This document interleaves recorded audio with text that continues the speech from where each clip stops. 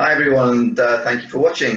Just 5 minutes with John and I, looking at some key issues of the moment. And today, John, we're going to have a very quick look at some thoughts on, sure, well-being, but gradually moving up this pyramid on the right there into personal skills and management skills. And the topic we're looking at today is really relevant.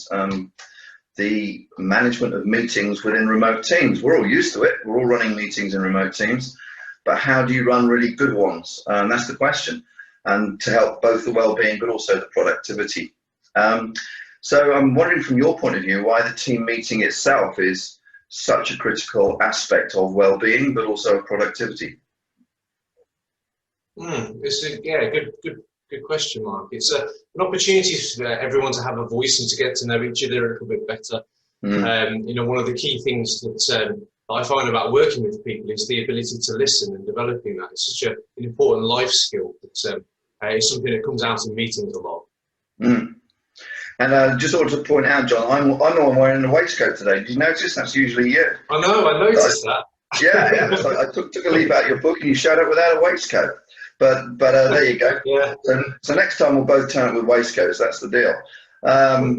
So yeah, we got 3 tips we chatted about, didn't we, to prepare for this.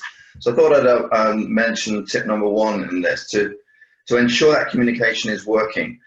And something you see quite a lot because of the frenetic nature of work is that different people get different levels of input, and it becomes unbalanced in that. Sure, you get the good expert opinion or the good vocal opinion, but the key element of the well-being bit and then the productivity bit as the pyramid is that everybody gets their fair whack of contributing. They're expected to contribute equally. So a balance of everybody having a say and everybody being listened to. And in the melee of Zoom meetings and MS Team meetings back to back, that gets quite tough. So I wondered what you thought on that, and I think you've got a couple of thoughts yourself too. Yeah, I did. Yeah, I mean, you introduced that laugh and learn, and I really like that idea because the laugh and learn, it's somebody bringing something that's interesting to them, like a skill or an interest, and then they're leading that for the month. Introducing the idea, telling people about it, maybe teaching people about it. So you get to know a little bit more about the person. You also get to learn a new skill, and I think that's a really good way of letting everyone have a voice and developing that confidence that you need. Yeah, and we had a debate at Goodford, didn't we? Was it laugh and learn or laugh and learn? And well, I was good doing the laugh, and you were doing the laugh.